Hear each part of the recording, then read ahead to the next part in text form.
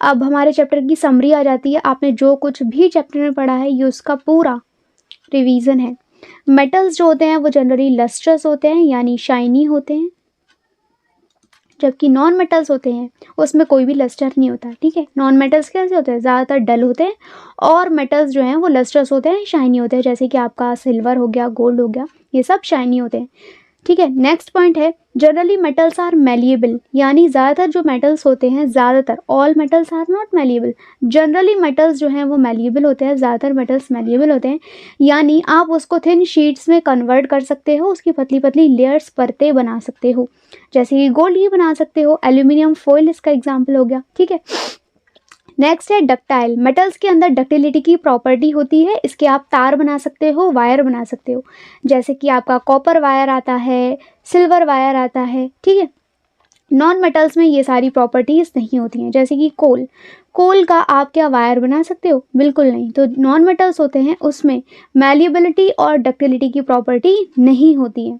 Generally metals जो हैं वो गुड कंडक्टर होते हैं हीट के और इलेक्ट्रिसिटी के। ठीक है, ये खुद में से हीट को और इलेक्ट्रिसिटी को पास होने देते हैं, और नॉन मेटल्स जो होते हैं ये poor conductor of heat and electricity होते हैं, यानी खुद में से हीट और इलेक्ट्रिसिटी को गुजरने नहीं देते हैं। नेक्स्ट पॉइंट है आपका ये हो गया। नेक्स्ट है on burning metals react with oxygen to produce metal oxides which are basic in nature. ठीक है, जब हम मेटल्स को बर्न करते हैं, देखिए जब आप मेटल में आग लगाएंगे तो वो ऑक्सीजन की प्रेजेंस में आग लगेगी। ऑक्सीजन एयर में प्रेजेंट होती है, एयर में बहुत सारी गैसेस प्रेजेंट होती हैं, ऑक्सीजन भी उसमें से एक होती है, प्रेजेंट होती है। तो बर्निंग होने के लिए ऑक्सीजन का प्रेजेंट होना एसेंशियल है। वैक्यूम कंडीशन में आप आग नहीं लगा सकते, क्योंकि वहाँ पर एयर प्रेजेंट नहीं होगी, वहाँ पर ऑक्सीजन भी नहीं होगी। तो ऑक्सीजन ज़रूरी होता है बर्निंग के लिए, कंबशन के लिए ऑक्सीजन जो है वो एसेंशियल है।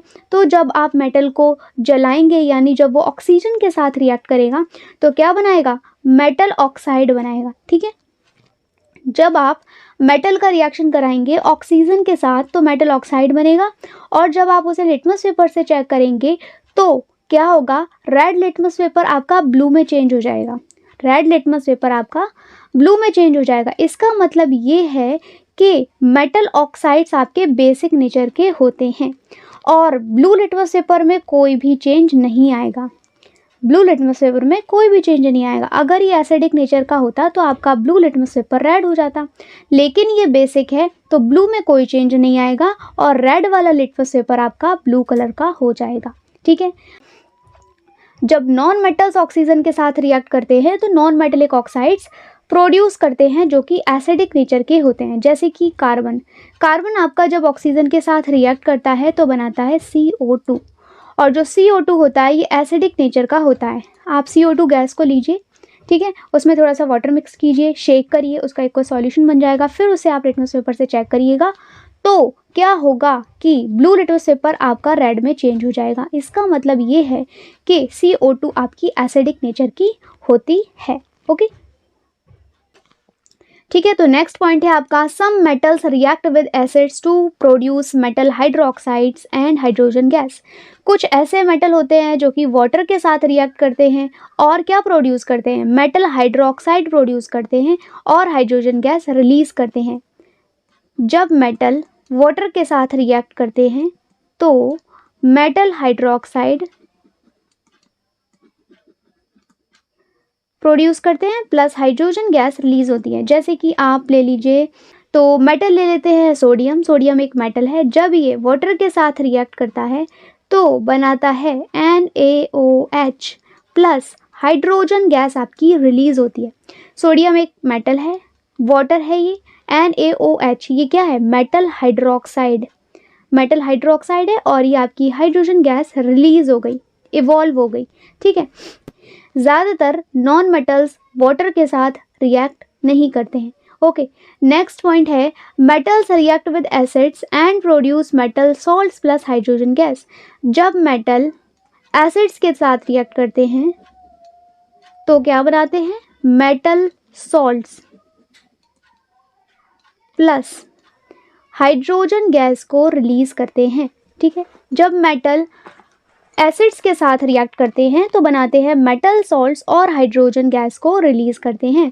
जैसे कि आपका एल्यूमिनियम जब HCl के साथ रिएक्ट करेगा जो कि एक एसिड है तो बनाएगा AlCl3 प्लस हाइड्रोजन गैस आपकी रिलीज हो जाएगी।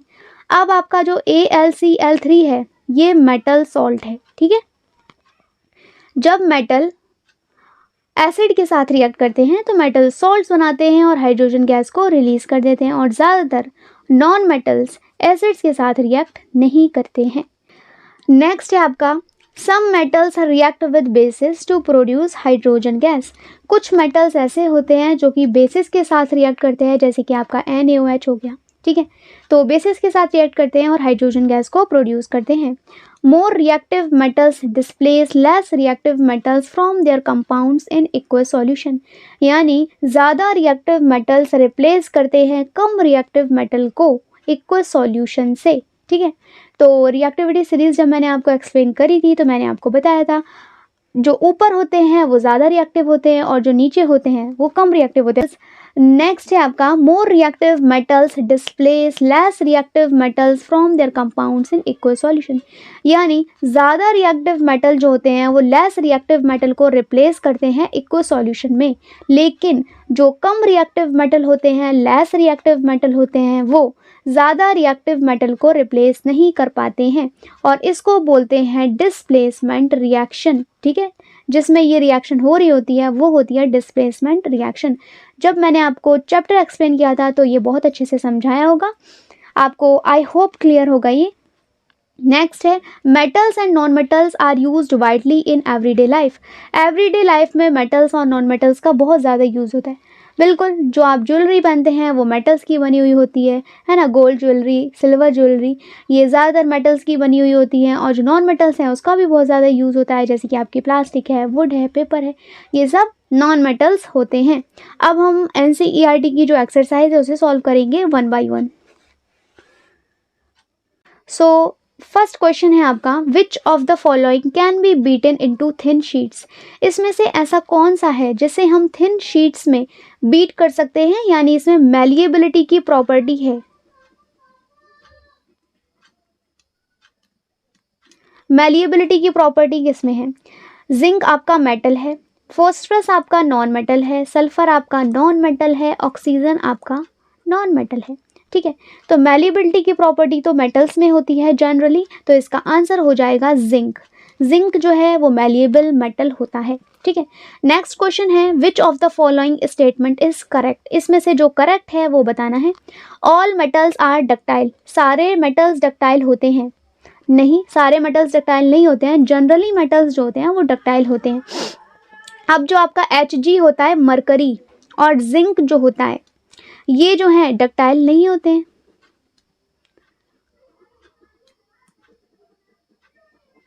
ये डक्टाइल मेटल्स नहीं होते हैं।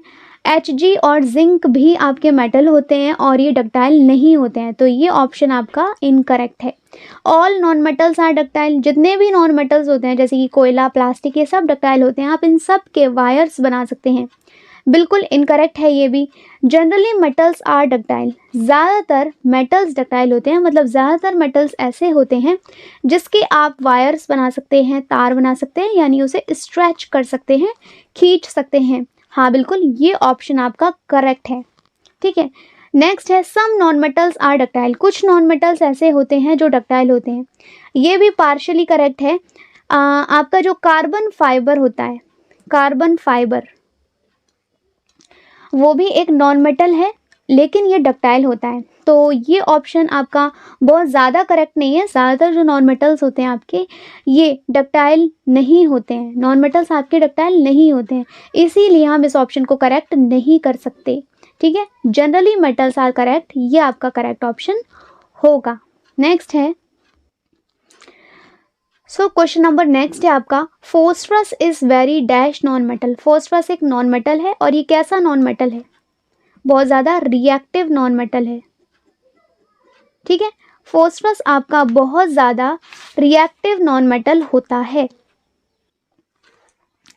नेक्स्ट है metals are dash conductors of heat and electricity. मतलब मेटल्स जो होते हैं आपके वो कैसे होते हैं, गुड कंडक्टर होते हैं हीट और इलेक्ट्रिसिटी के, है ना, good conductors of heat and electricity. Iron is dash reactive than copper. Iron reactivity series में ऊपर की तरफ आता है कॉपर से, तो आयरन आपका ज़्यादा रिएक्टिव होगा कॉपर से। आयरन यानी Fe is more reactive than Cu copper. Okay, next है आपका metals react with acids to produce dash gas. Metals जब एसिड्स के साथ रिएक्ट करते हैं तो कौन सी गैस प्रोड्यूस करते हैं, नाइट्रोजन, हाइड्रोजन गैस प्रोड्यूस करते हैं। ओके, अब आपका आ जाता है true false. Generally non metals react with acids. ज़्यादातर नॉन मेटल्स एसिड्स के साथ रिएक्ट करते हैं, नहीं करते हैं, फॉल्स। सोडियम बहुत ज़्यादा रिएक्टिव मेटल है, ट्रू, ये रिएक्टिव मेटल है, बहुत ज़्यादा रिएक्टिव मेटल है। कॉपर डिस्प्लेस करता है जिंक को जिंक सल्फेट के सॉल्यूशन से, फॉल्स। कॉपर जिंक को जिंक सल्फेट के सॉल्यूशन से रिप्लेस नहीं कर सकता। देखिए, जब कॉपर जिंक सल्फेट यानी जिंक सल्फेट का ये सॉल्यूशन हो गया, सॉल्ट सॉल्यूशन के साथ रिएक्ट करेगा तो क्या बनाएगा, कुछ भी नहीं बनेगा, क्योंकि जो कॉपर है आपका वो लेस रिएक्टिव होता है जिंक से। जिंक आपका ज़्यादा रिएक्टिव होता है कॉपर से, इसलिए जिंक सल्फेट अपना जिंक कॉपर को नहीं दे सकता, जिसकी वजह से रिएक्शन नहीं होगी। तो नो डिस्प्लेसमेंट रिएक्शन। ठीक है। Coal can be drawn into wires. Coal एक नॉन मेटल है और कोयले के तार हम नहीं बना सकते, false. Okay, next question number 5, इसमें आपको मेटल्स और नॉन मेटल्स के बीच का डिफरेंस बताना है। मेटल्स का अपीयरेंस कैसा होता है, शाइनी होता है, लस्ट्रस होता है, और जो नॉन मेटल्स होते हैं वो डल होते हैं, लस्ट्रस नहीं होते हैं जनरली। ठीक है, जनरली लगेगा इसमें। हार्डनेस, मेटल्स आपके जनरली वेरी हार्ड, बहुत ज़्यादा हार्ड होते हैं, लेकिन नॉन मेटल्स जनरली हार्ड नहीं होते हैं, ये सॉफ्ट होते हैं। मेटल्स मैलिएबल होते हैं, क्या आप इसे थिन शीट्स में कन्वर्ट कर सकते हो, जनरली दे आर मैलिएबल, और नॉन मेटल्स आपके मैलिएबल नहीं होते हैं।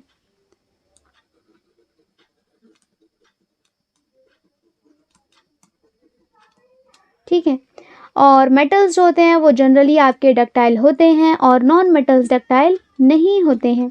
हीट कंडक्शंस, जो मेटल्स होते हैं आपके वो जनरली हीट को कंडक्ट करते हैं, लगभग मेटल्स जो होते हैं वो हीट को कंडक्ट करते ही करते हैं। ठीक है, मेटल्स आपके गुड कंडक्टर ऑफ हीट होते हैं और जो नॉन मेटल्स होते हैं वो generally bad conductors of heat and electricity होते हैं। कंडक्शन ऑफ इलेक्ट्रिसिटी, तो ये गुड कंडक्टर्स हैं और ये बैड कंडक्टर है। क्लियर हो गया डिफरेंस। ओके, नेक्स्ट आपके डिटेल में आंसर्स लिखने हैं, रीज़न बताना है कि एल्यूमिनियम फॉइल फूड को रैप करने के लिए क्यों यूज़ की जाती है, तो इसका आंसर भी देख लेते हैं।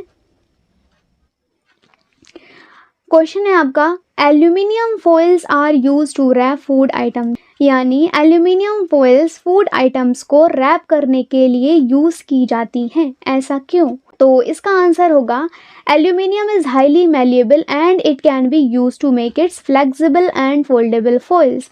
एल्यूमिनियम बहुत ज़्यादा हाईली मैलिएबल मेटल होता है, इसकी हम आसानी से फ्लेक्सिबल और फोल्डेबल फॉइल्स बना सकते हैं, जो आसानी से फोल्ड हो सकती हैं, मुड़ सकती हैं। ये गुड कंडक्टर ऑफ हीट है, keeps the food warm. Good conductor of heat होने की वजह से ये खाने को गर्म रखती हैं, aluminium foils. And least reactive, aluminium एक ऐसा मेटल है जो बहुत कम रिएक्टिव होता है, तो इसलिए ये हमारे फूड और उसके फ्लेवर के साथ रिएक्ट नहीं करता है। तो इसका आंसर ओवरऑल क्या होगा, एल्यूमिनियम हाईली मैलिएबल है जिसकी वजह से आसानी से फॉइल बन सकती हैं, गुड कंडक्टर ऑफ हीट है जिसकी वजह से खाना गर्म रहता है, लीस्ट रिएक्टिव है जिसकी वजह से फूड, उसका फ्लेवर, टेक्सचर, खुशबू कुछ भी चेंज नहीं होता है। ओके, नेक्स्ट क्वेश्चन है आपका, immersion rods for heating liquids are made up of metallic substances. Immersion rods जो लिक्विड को हीट करने के लिए यूज़ की जाती हैं वो मेटेलिक सब्सटेंसेस की बनी हुई क्यों होती हैं, इसका आंसर देना है। देखिए, जो मेटल्स होते हैं आपके वो जनरली गुड कंडक्टर होते हैं हीट और इलेक्ट्रिसिटी के, और हीट और इलेक्ट्रिसिटी के गुड कंडक्टर होते हैं, इसका मतलब खुद में से इलेक्ट्रिसिटी को और हीट को पास होने देते हैं। तो ये मेटल के बने हुए होते हैं, इलेक्ट्रिसिटी को खुद में से पास होने देंगे, जिसकी वजह से ये बहुत ज़्यादा जल्दी गर्म हो जाते हैं और लिक्विड को भी, वाटर को भी गर्म कर देते हैं, वार्म कर देते हैं। तो इसीलिए आपके एमर्सन रॉड्स मेटेलिक सब्सटेंसेस के बने हुए होते हैं। लेकिन अगर ये प्लास्टिक के होते या फिर किसी और नॉन मेटल के होते तो ये खुद में से इलेक्ट्रिसिटी को पास नहीं होने देते, जिसकी वजह से लिक्विड हमारा वार्म नहीं हो पाता। ओके, नेक्स्ट क्वेश्चन है आपका, copper can not displace zinc, मतलब कॉपर जिंक को डिस्प्लेस नहीं कर सकता जिंक के सॉल्ट सॉल्यूशन से यानी ZnSO4 से, क्योंकि कॉपर जो है आपका वो बहुत कम रिएक्टिव होता है जिंक से। रिएक्टिविटी सीरीज में कॉपर नीचे आता है, जिंक ऊपर आता है, इसलिए जिंक जो है वो ज़्यादा रिएक्टिव होता है कॉपर से, इसलिए copper is less reactive than zinc, so it can not displace zinc from its solution. तो इसका अगर हम वर्ड इक्वेशन बनाएं तो ये इस तरह से होगा, कॉपर का जब हम रिएक्शन कराएंगे ZnSO4 से, तो कॉपर जो है वो कम रिएक्टिव है ZnSO4 से, ZnSO4 जो है वो ज़्यादा रिएक्टिव है, तो इसलिए जिंक इसको अपना सल्फेट नहीं देगा, जिसकी वजह से रिएक्शन नहीं होगी। ठीक है, क्लियर हो गया। लेकिन अगर इसे हम अपोजिट कर देते हैं, जिंक का रिएक्शन कराते हैं CuSO4 के साथ, तो क्या होगा, जिंक जो है वो ज़्यादा रिएक्टिव है, तो रिएक्शन कंटिन्यू हो जाएगी, बन जाएगा ZnSO4 और कॉपर अलग रह जाएगा, ये वाला प्रोडक्ट आ जाएगा आपका। ठीक है, ये रिएक्शन कंटिन्यू हुई, क्यों, क्योंकि जिंक ज़्यादा रिएक्टिव है इसलिए इसने इससे सल्फेट ले लिया। ठीक है, कॉपर जो है वो कम रिएक्टिव है, कॉपर इससे सल्फेट नहीं ले सकता, इसे ही बोलते हैं डिस्प्लेसमेंट रिएक्शन। ओके, नेक्स्ट है आपका question number D, sodium and potassium are stored in kerosene, मतलब सोडियम को और पोटेशियम को हम कैरोसिन में स्टोर करके क्यों रखते हैं, ऐसे ही नॉर्मली उसको बाकी मेटल्स की तरह क्यों नहीं रख सकते।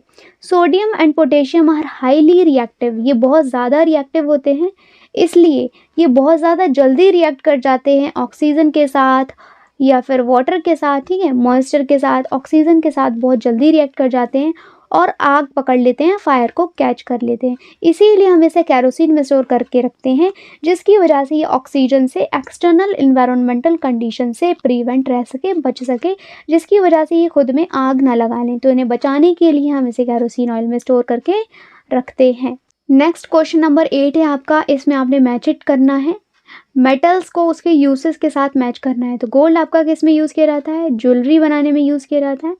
आयरन आपका किस में यूज़ किया जाता है, आयरन आपका मशीनरी में यूज़ किया जाता है। एल्यूमिनियम आपका फूड को रैप करने के लिए यूज़ किया जाता है, फॉइल्स में। कार्बन आपका कोयले की तरह जलाने में यूज़ किया जाता है, कोयला आपका एक तरह का कार्बन होता है, a form of carbon. Copper आपका किस में यूज़ किया जाता है, इलेक्ट्रिक वायर में यूज़ किया जाता है। और मरकरी आपका थर्मोमीटर्स में यूज़ किया जाता है। ठीक है, नेक्स्ट है आपका question number 9, what happens when, क्या होगा जब dilute sulphuric acid is poured on a copper plate, copper की प्लेट पर हम डाइल्यूट सल्फ्यूरिक एसिड को डालेंगे तो क्या होगा। आंसर है इसका नो रिएक्शन, कोई भी रिएक्शन नहीं होगी।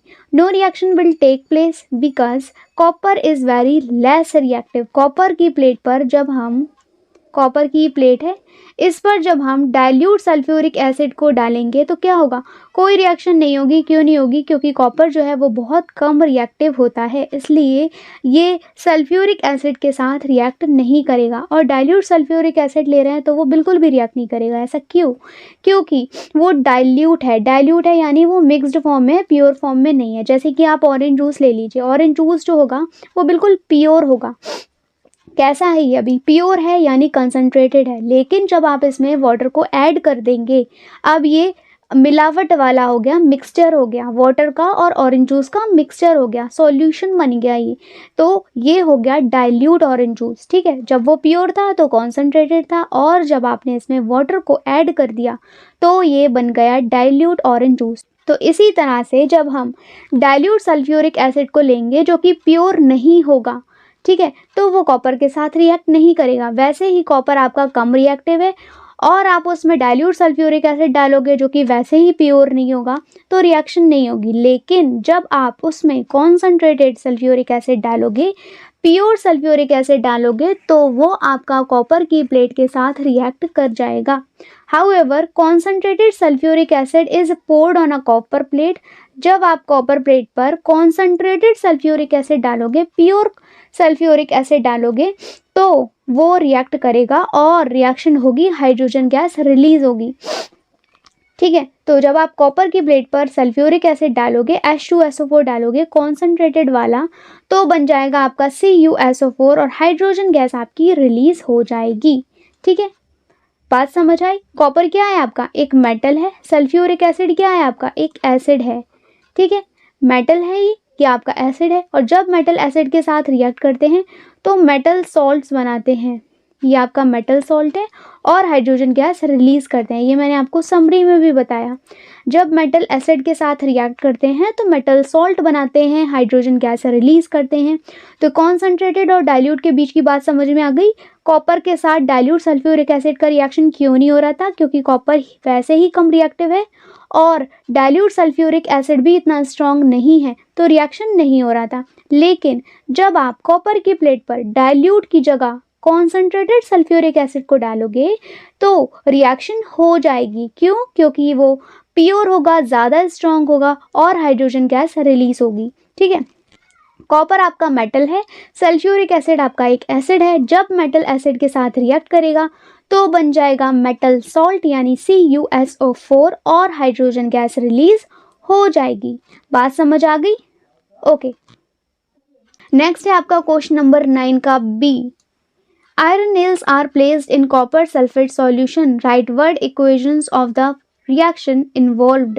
यानी आयरन नेल यानी लोहे की कीलों को आपने कॉपर सल्फेट के सॉल्यूशन में डालना है। कॉपर सल्फेट का सॉल्यूशन ब्लू कलर का होता है, तो जब आप उसमें लोहे की कीलों को डालोगे तो क्या रिएक्शन होगा? तो इसका रिएक्शन देख लेते हैं हम। इसकी वर्ड इक्वेशन ये रही। जब आप आयरन की नेल को CuSO4 के सॉल्यूशन में डालोगे तो आयरन आपका ज़्यादा रिएक्टिव होता है, रिएक्टिविटी सीरीज में ऊपर की तरफ आता है, तो Fe is more reactive than copper. तो ये क्या करेगा? आपका आयरन कॉपर से उसका सल्फेट ले लेगा।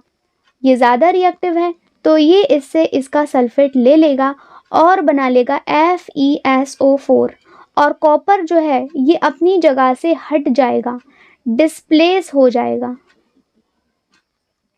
ठीक है, इसे बोलते हैं displacement reaction. More reactive metal displace कर रहा है लेस रिएक्टिव मेटल को।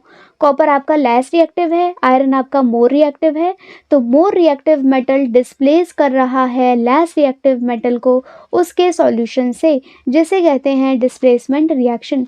Iron is more reactive than copper, iron copper से ज़्यादा रिएक्टिव है, तो इसलिए iron displaces copper from CuSO4।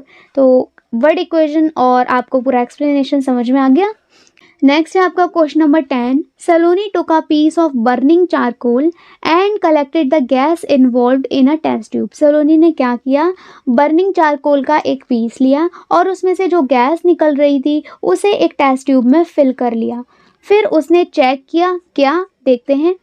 ए वाले में उसने क्या चेक करना है? How will she find the nature of the gas. उसने नेचर ऑफ गैस क्या फाइंड किया?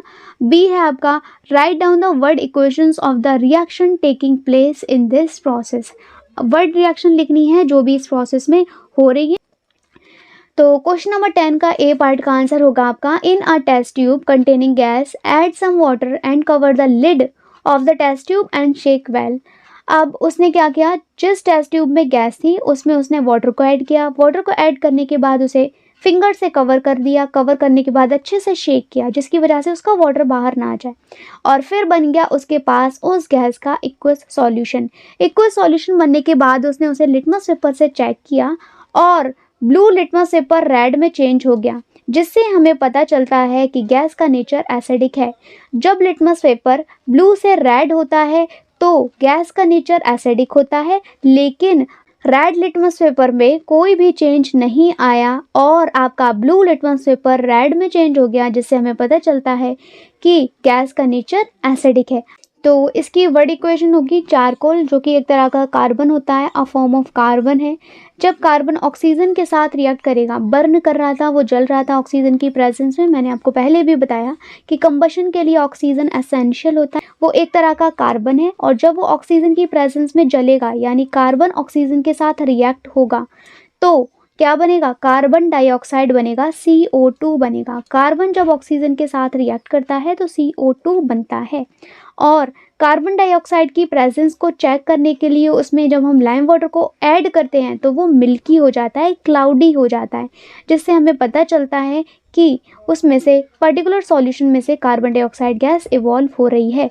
कार्बन डाइऑक्साइड की प्रेजेंस को चेक करने के लिए हम उसमें लाइम वाटर को ऐड करते हैं। तो वर्ड इक्वेशन भी समझ में आ गई। नेचर कैसा था? एसिडिक था, यानी जो आपकी कार्बन डाइऑक्साइड गैस थी ये एसिडिक नेचर की थी।